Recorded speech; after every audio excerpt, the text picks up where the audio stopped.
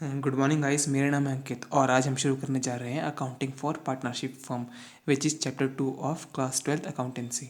Okay, तो देखो class 11th में हमने पढ़ा था सोल प्रोप्राइटरशिप के बारे में, लेकिन क्लास 12th में हम पढ़ेंगे accounting for partnership and companies, right. देखो, इस बार 2020-21 में जो अकाउंट्स का पैटर्न है उसमें माना जा रहा है कि एमसीक्यू की मतलब तादाद, मतलब जो एमसीक्यू के क्वेश्चन है वो थोड़े ज़्यादा होंगे, इसलिए हमें कॉन्सेप्ट्स पे भी उतना ही ध्यान देना होगा। तो हम पहले फंडामेंटल ऑफ पार्टनरशिप के कॉन्सेप्ट को देखते हैं यहाँ पे इस चैप्टर में। तो सबसे पहले हम डिस्कस करेंगे, आज पढ़ने जो जा रहे हैं, पार्टनरशिप। ओके, फंडामेंटल्स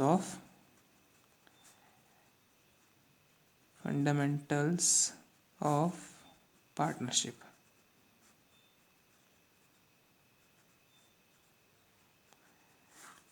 इसमें हम इसके फीचर्स, राइट्स, सब कुछ डिस्कस करने वाले हैं। तो सबसे पहले हम डिस्कस करेंगे features of partnership. Features of partnership, देखो जो सबसे पहला फीचर है पार्टनरशिप का वो है, पार्टनरशिप के लिए हमें हमेशा 2 और मोर पर्सन्स रिक्वायर्ड होते हैं। ओके, देखो कंपनीज एक्ट 2013 में इसे 100 कर दिया गया था। मिनिमम 2 होते हैं और मैक्सिमम कितने होते हैं ये देखो। मैक्सिमम समझो, कंपनीज एक्ट 2013 में इसको 100 कर दिया गया था, लेकिन फिर 2014 में कंपनीज मिसलेनियस एक्ट आए थे और उसमें इसको दोबारा वापस से 50 कर दिया गया था। प्रेजेंट में क्या है, maximum numbers of partner in a partnership firm is 50 and minimum is 2। Okay, देखो ये तो पहला फीचर है। दूसरा फीचर क्या है पार्टनरशिप का, वो होता है एग्रीमेंट। अब पार्टनरशिप को अगर कभी भी हम एग्जिस्टेंस में लाएंगे तो उसके लिए एक म्यूचुअल एग्रीमेंट होना ज़रूरी है पार्टनर्स के बीच, राइट। उसके बिना हम पार्टनरशिप नहीं हो सकती। एग्रीमेंट कैन बी ओरल और कैन बी रिटन, राइट। देखो, कैन बी ओरल और written, but written is more preferred. तीसरा जो फीचर है पार्टनरशिप का वो है लॉफुल बिजनेस। लॉफुल बिजनेस का मतलब जो हमारा बिजनेस है वो लीगल होना चाहिए। अगर कल को मैं आपको बोलूँ कि चलो हम सब मिलके अफ़ीम और गांजे की या बंदूकों को स्मगल करने का बिज़नेस करते हैं, तो वो नहीं हो सकता, वो रजिस्टर नहीं हो सकता, ये बिज़नेस लीगल होना चाहिए, ठीक है। और फोर्थ जो फीचर है वो है profit sharing ratio. Profit sharing ratio, partnership में जो प्रॉफिट की शेयरिंग होती है हमेशा प्रॉफिट शेयरिंग रेशियो में होता है। वो in absence of partnership deed equally होता है, और अगर पार्टनरशिप में कुछ मेंशन है तो वो इस हिसाब से होता है, वो हम आगे भी पढ़ेंगे। तो फिफ्थ के बारे में देखिए, फिफ्थ फीचर है वो है म्यूचुअल एजेंसी। म्यूचुअल एजेंसी, देखो एक म्यूचुअल एजेंसी का मतलब मैं आपको समझाता हूँ, पहले आप इसकी डेफिनेशन लिखो। इसकी डेफिनेशन है, business can be carried on by all or any of them acting for all। देखो इसका मतलब ये है कि अगर ए, बी, सी और डी ये अगर एक पार्टनरशिप में हैं तो या तो ये चारों बिजनेस को रन कर सकते हैं, या फिर इनके बिहाफ पे कोई एक बिजनेस को रन कर सकता है। अगर हम मान लो जो भी प्रॉफिट्स हो रहे होंगे वो, मतलब तो ये तो अंडरस्टैंडेबल है कि वो आपस में बटेंगे, लेकिन अगर मान लो किसी ए ने या किसी भी पार्टनर ने कोई इलीगल एक्टिविटीज़ में इन्वॉल्व है तो उनकी उसकी सज़ा इनको भी मिलेगी, क्योंकि ये इनके बिहाफ पे भी एक्ट कर रहा है। ओके, ये तो हो गया म्यूचुअल एजेंसी का मतलब business can be carried on by all और any of them acting for all. ठीक है, इसका मतलब समझ गए। अब देखो हम इसके आगे पढ़ेंगे राइट्स ऑफ पार्टनर्स। क्या पढ़ेंगे? Right of partners. इसमें जो पहला राइट है पार्टनर्स का वो होगा to share profits in agreed ratio. जो पार्टनर्स का प्रॉफिट जो भी आएगा वो एग्रीड रेशियो में शेयर किया जाता है। वो एग्रीड रेशियो हम किस में लिखते हैं? पार्टनरशिप डीड में लिखते हैं। ओके, अगर पार्टनरशिप डीड में मेंशन नहीं है तो प्रॉफिट इक्वली बांटा जाएगा। तो सेकंड जो राइट है वो पार्टनर का to take part in conduct of business. ये पार्टनर का राइट है कि वो बिजनेस की डे टू डे एक्टिविटीज़ में पार्ट ले सकता है। जो थर्ड राइट है वो एक पार्टनर का वो है right to be consulted. Business में कोई भी एक्टिविटी करने से पहले सारे पार्टनर्स को आपस में डिस्कस करना चाहिए, तभी एक एक्टिविटी को आगे या एक ऑपरेशन को आगे बढ़ाना चाहिए। ओके, जो फोर्थ राइट है एक पार्टनर का इन अ पार्टनरशिप फर्म वो है right to inspect the books of accounts. कोई भी पार्टनर किसी भी टाइम जो पार्टनरशिप के बुक्स ऑफ अकाउंट्स हैं उनको इंस्पेक्ट कर सकता है। पांचवा जो राइट है वो है right to retire from firm. कोई भी पार्टनर किसी भी टाइम पे अपने फर्म से रिटायर हो सकता है। सिक्स्थ और जो सबसे इम्पोर्टेंट राइट है वो पार्टनर का, इसको याद रखिएगा, to disallow admission of a new partner. Admission of a new partner यह एक इम्पॉर्टेंट राइट है। मान लीजिए आपके फर्म में 4 पार्टनर्स हैं। अब ये फर्म चाहता है कि कोई एक नया पार्टनर को एडमिट किया जाए, लेकिन जो फर्म है वो चाहता है कि वो ई को भी एडमिट कर ले। ओके, लेकिन मैं नहीं चाहता कि वो ई को करे। मैं चाहता हूँ कि वो किसी और को करे, किसी भी और को कर ले, लेकिन ए को ना करे। मैं इसमें राज़ी नहीं होता, लेकिन ए और बी और सी कहते हैं कि हम ए को ज्वाइन करना चाहते हैं। तो देखो इसमें मेजॉरिटी जो है वो ए को चाहती है एज अ पार्टनर, लेकिन मैं नहीं चाहता। तो इसमें क्या होगा बताओ? देखो इसमें ये होगा कि ये जो पार्टनर है ई, ये इस फर्म का पार्टनर नहीं बन पाएगा जब तक सब लोग हर एक पार्टनर की कंसेंट ना हो। तो अगर मैं नहीं चाहता कि ई हमारे फर्म में ना आए तो वो नहीं आएगा जब तक सबकी कंसेंट नहीं होगी। ये बहुत इंपॉर्टेंट राइट है ऑफ पार्टनर। ठीक है, उसके बाद हम देखते हैं पार्टनरशिप डीड के बारे में कुछ पढ़ते हैं। देखो इसके बारे में थोड़ा आपको डेफिनेशन लिखवा देता हूँ। इट इज़ अ रिटन, लिखो,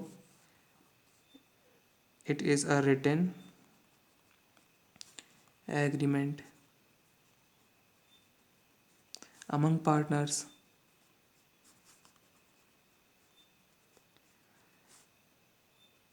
and prepared by mutual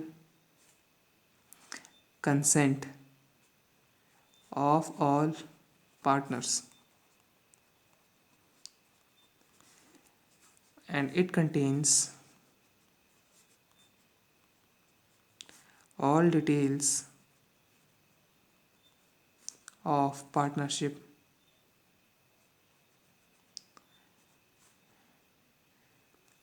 The deed must be signed by all partners.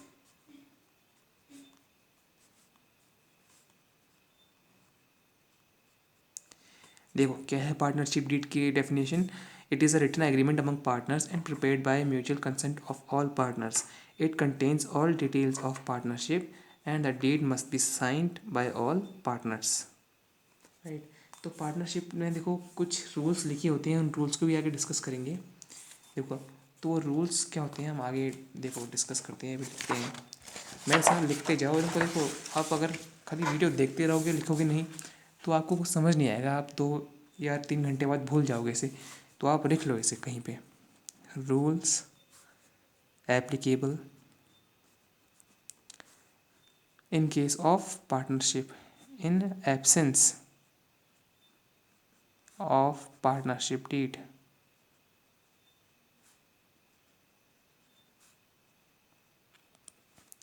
अगर पार्टनरशिप डीड नहीं है तो क्या रूल्स फॉलो होंगे वो यहाँ पे देखते हैं। अगर जो पार्टनरशिप डीड है तो जो रूल्स उसमें लिखे हैं वही फॉलो किए जाएंगे। अगर नहीं है पार्टनरशिप डीड तब जो रूल्स फॉलो होंगे वो हम यहाँ पे देखते हैं।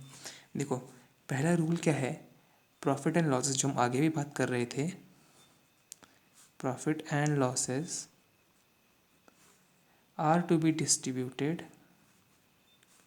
Are to be shared equally. अगर पार्टनरशिप डीड नहीं है या in absence of partnership deed the profit and losses will be shared equally, ये पहला रूल है। दूसरा रूल क्या है in absence of partnership deed, देखो no interest on capital is paid. No interest on capital is paid even if, पहले लिखो मैं आपको मतलब समझाता हूँ। ओके लिख लो कहीं पे पहले, इवन इफ, मेरे साथ लिखो, there is a provision to pay interest on capital, it is only paid when there is a profit। देखो इसका मतलब क्या है, no interest on capital is paid in absence of partnership deed even if there is a provision to pay interest on capital it is only paid when there is a profit. इसका मतलब क्या है, देखो अगर partnership deed absent है तो उसमें कोई भी इंटरेस्ट ऑन कैपिटल पे नहीं किया जाएगा। अगर पार्टनरशिप डीड है और उसमें लिखा हुआ है कि इंटरेस्ट ऑन कैपिटल पे किया जाएगा, लेकिन अगर फर्म को प्रॉफिट नहीं हो रहा है तो उस केस में भी इंटरेस्ट ऑन कैपिटल नहीं पे किया जाएगा। ये सिर्फ तभी पे किया जाता है जब फर्म को प्रॉफिट हो रहा हो। ओके, तो third rule in absence of partnership deed वो है no interest is charge on drawings. No interest is charge on drawings of partner. देखो पार्टनर जो कुछ भी ड्राइंग्स करता है बिजनेस फर्म से उस पर भी कोई इंटरेस्ट चार्ज नहीं किया जाएगा।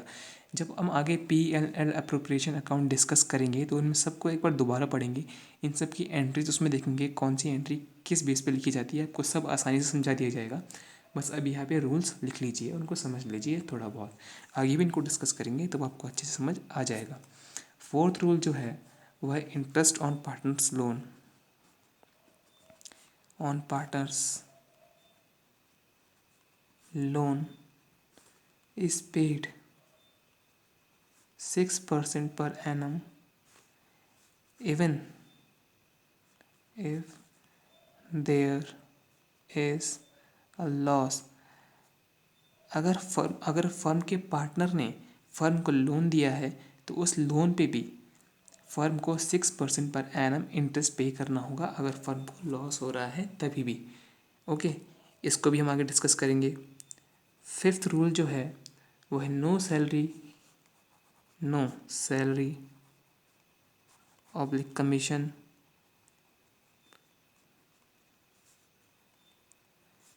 Is paid for the conduct of business to any partner. कोई भी सैलरी या कमीशन पे नहीं किया जाएगा अगर पार्टनरशिप डीड एब्सेंट है तो। अगर पार्टनरशिप डीड प्रेजेंट है और उसमें लिखा हुआ है कि हाँ भाई इस पार्टनर को इतनी सैलरी देनी है या फिर जो ये काम करेगा उसको इतना कमीशन देना है तो हमें देना पड़ेगा। लेकिन एब्सेंस ऑफ पार्टनरशिप डीड में कोई भी सैलरी या कमीशन किसी भी पार्टनर को पे नहीं किया जाता है। तो ये कुछ रूल्स थे in absence of partnership deed. इनको आप देख लीजिए, इनको आप पढ़ लीजिए। उसके बाद हम P&L को आपको समझाता हूँ, मैं इन सब चीज़ों को आगे समझाता हूँ। देखो बहुत आसानी से हम समझ जाएंगे, आप बस देखते रहिए, ठीक है।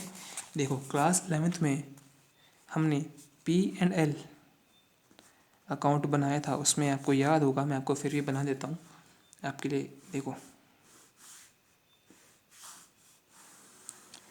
इतना बड़ा बड़ा बना रहा हूँ, ठीक है, दिख रहा है ना सब कुछ। डेबिट क्रेडिट, इस तरफ डेबिट होता है, इस तरफ क्रेडिट होता है। यहाँ पे सारे इनडायरेक्ट एक्सपेंसेस आते हैं, ओके। और यहाँ पे आ जाता है, पहले आता है बाय ग्रॉस प्रॉफिट।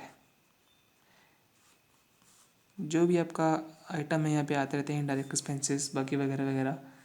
देखो इसका आप टोटल करते थे, अगर बैलेंस इस साइड आता था तो ये आता था टू नेट प्रॉफिट। याद है ना, क्लास 11 में पढ़ा हुआ है आपने अच्छे से। अब जो P&L अप्रोप्रिएशन अकाउंट है उसको P&L के बाद प्रिपेयर किया जाता है हमेशा, ओके। अब आप क्लास 11 में क्या करते थे, जो नेट प्रॉफिट था इसे आप कैपिटल में ले जाते थे। लेकिन पार्टनरशिप फर्म में क्या होता है, जो नेट प्रॉफिट होता है ये कैपिटल की जगह P&L अप्रोप्रिएशन अकाउंट में चले जाता है। अब देखो मैं आपको P&L अप्रोप्रिएशन अकाउंट का फॉर्मेट समझाता हूँ, बहुत आसानी से समझेंगे, आपको इसके बाद कोई भी दिक्कत नहीं आएगी। P&L मतलब profit and loss appropriation account. ये सिर्फ हम पार्टनरशिप के अकाउंट्स बनाते हैं तब प्रिपेयर करते हैं, और P&L के बाद प्रिपेयर करते हैं, याद रखिएगा। इसका फॉर्मेट भी लगभग ऐसे होता है।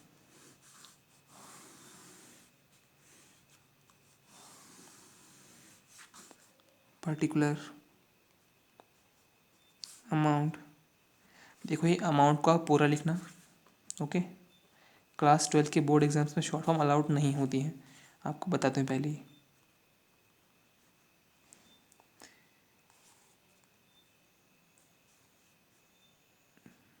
देखो अगर लॉस होता है तो टू P&L अकाउंट, ठीक है। यहाँ पे अब मैं ब्रैकेट में लिख देता हूँ एफ लॉस। अगर लॉस होता है, अगर मतलब बैलेंस इस साइड आया तो ये यहाँ पे आ जाएगा बाय P&L अकाउंट। जो नेट प्रॉफिट है आपका इधर आ जाता है, ओके, प्रॉफिट। अब इस साइड आप लिखेंगे एक्सपेंसेस और इस साइड आप लिखेंगे इनकम, ये इसी की तरह लिखेंगे। यहाँ पे एक्सपेंसेस, यहाँ पे इनकम, ओके। यहाँ पे एक्सपेंसेस, यहाँ पे इनकम और गेंस। इनकम या फिर गेंस यहाँ पे लिखेंगे, एक्सपेंसेस आप यहाँ पे लिखेंगे। ध्यान रखिएगा P&L अप्रोप्रिएशन अकाउंट एक नॉमिनल अकाउंट है, नॉमिनल अकाउंट है। और नॉमिनल अकाउंट का रूल आप सबको याद होगा, एक बार अपने मन में रिकॉल कर लीजिए, देखो पता सबको होना चाहिए। इसका रूल होता है debit all expenses and losses, expenses and losses, credit all income and gains, credit all income and gains. देखो यार ये सब आपको पता होना चाहिए, क्लास 11th में आपको पढ़ाया गया था अच्छे से। अगर नहीं तो मैं इसके बाद क्लास 11th में भी वीडियो ले आऊँगा, आप मेरे को कमेंट सेक्शन में बोल दीजिएगा, ओके। नॉमिनल अकाउंट का रूल होता है debit all expenses and losses, credit all income and gains. तो देखो ये डेबिट साइड होती है, ये क्रेडिट साइड होती है। तो all income and all expenses and losses आप इस साइड लिखेंगे और क्रेडिट करेंगे आप ऑल इनकम एंड गेंस को। देखिए यहाँ पे लिखा हुआ है। अब एक बात देखिए यहाँ पे ध्यान से, ठीक है, ध्यान से समझना इस बात को। जो हम पार्टनरशिप में, देखो यहाँ पे समझो, जो हम पार्टनरशिप में जो भी अकाउंट्स बनाते हैं वो हम फर्म के बेसिस बनाते हैं, ठीक है। और ये है पार्टनर्स ABCD जितने भी हो सकते हैं, मिनिमम तो होने चाहिए, मैक्सिमम 50 आपको पहले ही बता दिया गया है, राइट। तो देखो अगर ये पहले पार्टनर्स जो होते हैं कैपिटल डालते हैं फर्म में, तो पार्टनर्स बोलेंगे यार हमें कैपिटल डालिए, अगर हम कैपिटल कहीं और डालते हैं फॉर एग्जांपल बैंक या म्यूचुअल फंड्स में तो हमें कुछ इंटरेस्ट मिलता। अगर हमने फर्म में कैपिटल डाली है तो हमें इसके बदले भी कुछ इंटरेस्ट चाहिए, तो फर्म कहता है हाँ भाई हम आपको इंटरेस्ट देंगे। तो देखो इंटरेस्ट जब फर्म देगी तो फर्म के लिए एक्सपेंसेस है, राइट। तो एक्सपेंसेस हम कहाँ कैलकुलेट करते हैं, इस साइड पे लिखते हैं एक्सपेंसेस। ओके, तो यहाँ के लिखेंगे हम टू इंटरेस्ट ऑन कैपिटल। अभी मैं इसके आपको क्वेश्चंस भी कराऊंगा, प्रैक्टिकल एग्जांपल्स भी कराऊंगा, तो आपको अच्छे समझ में आ जाएगा। पहले आप ये बेसिक कॉन्सेप्ट समझ लो। ओके, अब दूसरा कोई बोलता है कि मैं पार्टनर जो ये काम कर रही है थोड़ा ज़्यादा काम कर रहा है, ये सैलरी की डिमांड करता है, तो उसको सैलरी भी कौन देगा, फर्म देगा। अगेन ये फर्म के लिए क्या हुआ, एक्सपेंस। तो हमें किधर लिखेंगे, इस साइड लिखेंगे, टू सैलरी टू ए, या टू ए सैलरी भी लिख सकते हैं आपको। अगर ये बी कहता है कि मैं यार इतने कस्टमर लेके आया मुझे कमीशन भी चाहिए, तो फर्म के लिए अगेन एक्सपेंसेस हो गए, तो टू सीज कमीशन। यहाँ पे आप अमाउंट लिखते रहेंगे, इसको आपको पार्टनर्स के इंटरेस्ट के अकॉर्डिंग लिखना होता है। आगे क्वेश्चंस में बताऊंगा आपको, ठीक है, जब हम प्रैक्टिकल करेंगे ना तब बताएंगे।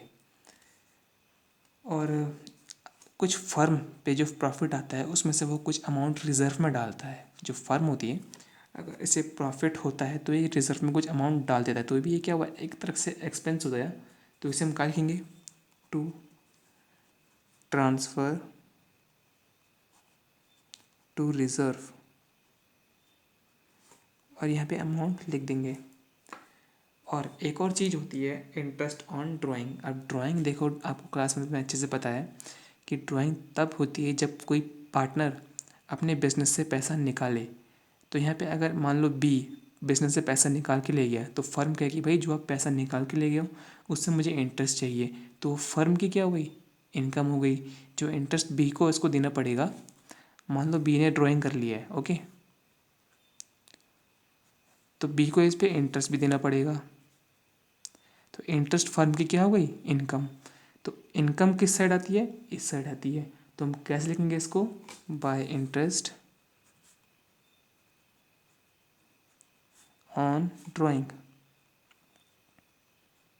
और यहाँ पे अमाउंट लिख देंगे। फिर हम इसका टोटल करेंगे, ओके। अगर बैलेंस हमारा इस साइड टोटल अमाउंट ज़्यादा आता है तो हम यहाँ लिखेंगे अमाउंट। आपको पता है ना कैसे निकालते हैं फिगर। अगर बैलेंस इस साइड आया, बैलेंस मान लो यहाँ पे आया, ठीक है, तो ये क्या होता है, टू प्रॉफिट, और ये प्रॉफिट ट्रांसफर हो जाता है पार्टनर्स को। इसको भी आगे हम प्रैक्टिकल क्वेश्चंस में अच्छे से समझेंगे, आप बस देखते रहो, ठीक है। ये पार्टनर्स कैपिटल या करेंट अकाउंट में जाता है, उसको भी आगे बनाना सीखेंगे। अगर यहाँ पे आता है लॉस, अगर बैलेंस इस साइड आता है, मान लीजिए बैलेंस इस साइड आया, तो इसे कहते हैं लॉस। देखो कुछ टीचर्स होते हैं, आपको लॉस यहाँ पे लिखा देंगे, loss transfer to partners A B and C. लेकिन आप अगर एक्चुअल अकाउंट्स देखेंगे तो उसमें ऐसा किया नहीं जाता है, क्योंकि profit and loss appropriation account बना ही तब जाता है जब प्रॉफिट होता है। तो ये करना गलत होता है, इसका एक ट्रीटमेंट होता है। देखो कभी भी आपका इधर बैलेंस है ना तो इसे लॉस कभी मत लिखिएगा, बाय लॉस आप कभी मत लिखिएगा। इसका एक और ट्रीटमेंट होता है जो हम आगे सीखेंगे, ओके गाइस। लास्ट चीज़ जो आपको बतानी है, आपको एक डिफरेंस समझाना है, जो कि एक छोटा सा डिफरेंस है लेकिन बहुत सारे बच्चे इसमें कंफ्यूज होते हैं। वो होता है drawings and withdrawal, withdrawal of capital. देखो ये दोनों अलग अलग चीज़ें हैं। बहुत से बच्चे इनको एक ही समझ लेते हैं, उनका एक से ट्रीटमेंट कर देते हैं, जो कि गलत है। इन दोनों का अलग अलग ट्रीटमेंट करना होता है। देखो ड्राइंग्स होती है टेम्पररी, ड्राइंग्स टेम्पररी होती हैं, और विड्रॉल कैपिटल क्या होता है, परमानेंट। इसमें हम इंटरेस्ट ऑन ड्राइंग्स चार्ज करते हैं, इंटरेस्ट ऑन ड्राइंग्स चार्ज करते हैं, लेकिन इंटरेस्ट ऑन कैपिटल चार्ज नहीं करते हैं। ओके, इसमें उल्टा हो जाता है, हम इंटरेस्ट ऑन कैपिटल चार्ज करते हैं लेकिन इंटरेस्ट ऑन ड्राइंग चार्ज नहीं करते हैं। ओके, इसको आप याद रखिएगा। मैं आपको एक आगे एग्जांपल दूंगा। आज की क्लास हम यहीं पे ख़त्म करते हैं, आगे इसको ध्यान रखिएगा। आगे मैं आपको एक एग्जांपल दूंगा, उसमें आपको ये पता करना होगा कि इसमें इंटरेस्ट ऑन ड्राइंग लगेगा या इंटरेस्ट ऑन कैपिटल लगेगा। दोनों दिए गए होंगे, आपको डिसाइड करना होगा कि कौन सा लगेगा और कौन सा नहीं लगेगा। इसको देखो, याद करो। अगर आपको ये क्लियर नहीं हुआ है तो हम उस एग्जाम्पल में आपको क्लियर कर देंगे। जो हमने पढ़ा देखो उसको एक बार रिवाइज कर लेते हैं। Rules applicable in absence of partnership deed, ये आपने सब पढ़े लिए होंगे। ठीक है, देखो इस पेज को ध्यान से देखो एक बार।